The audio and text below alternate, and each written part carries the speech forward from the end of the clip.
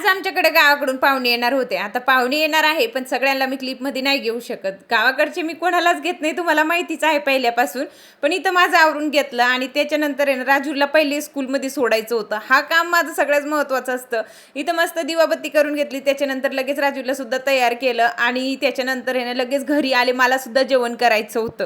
आता इथे ना मस्त चपाती आणि गवारची भाजी केली होती. खरंच एक नंबर झाली होती. मस्त बसून जेवण करून घेतलं आणि दुपारचं नुसतं गप्पा मारीत बसलो होतो, म्हणून भरपूर माझे कामं बाकी होते. जेवण वगैरे, लादी हे सगळं कामं आवरून झाले होते, पण कपडे वगैरे राहिले होते ते मला धुवून काढायचे होते. तर लगेच इथं कपड्याची बकेट घेतली आणि वरतीच मी कपडे नेहमी धुत असते. तर मला नेहमी मी सांगते, तर इथं कपडे धुवायला वरती आले, पण इतकं वारा सुटला होता ना, म्हटलं हे कपड्याला जर शिमटे लावले नाही ना तर लगेच दुसऱ्याच्या टेरेसवर जाणार. तरी ते सगळे कपडे टाकून दिले. त्याच्यानंतर आता लगेच खाली आले होते. इतकं मरणाचं ऊन होतं ना, खरंच उन्हात नकोच वाटतं कोणतं पण कामं करायला, पण हे कामं आपल्याला करायचेच असतात. तर कालच्या व्हिडिओमध्ये मी तुळस दाखवली होती. सगळ्यात मला सांगितलं की जे काही त्याला मंजूळ आलेले आहेत ना ते कट करून घे, मग ती छान अशी ग्रोथ होणार. तर म्हटलं चला ते पण करून बघते. पहिले तर म्हटलं चला हातानेच करून घेते, पण नंतर लक्षात आलं की हाताने जर परत खराब झालं तर म्हणून कैचीने व्यवस्थित कट करून घेतलं. त्याच्यानंतर आहे ना हे डब्बे पण मला आवरून घ्यायचे होते.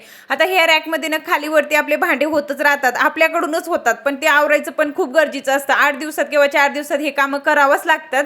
व्यवस्थित पहिले ना रॅक पुसून घेतला आणि त्याच्यानंतर लगेच डबे सुद्धा लावून घेतले. आता डब्याच्या झाकणला मी नेहमी पेपर लावून ठेवत असते, पण आज खूप घाई झाली होती. राजूची लगेच वेळ होऊन जाते आणि मग थोडंसं जर आपण उशीर गेलो ना तर लेकरू पण आपलं वाट बघत असतं, तर ते चांगलं वाटत नाही. लगेच गेले, राजूला घेऊन आले आणि येताना त्याचं असं म्हणणं होतं की मम्मी खूप गरम होते, काहीतरी थंड खायला घेते, आईस्क्रीम घेतली. तर चला इथंच एंड करते. बाय.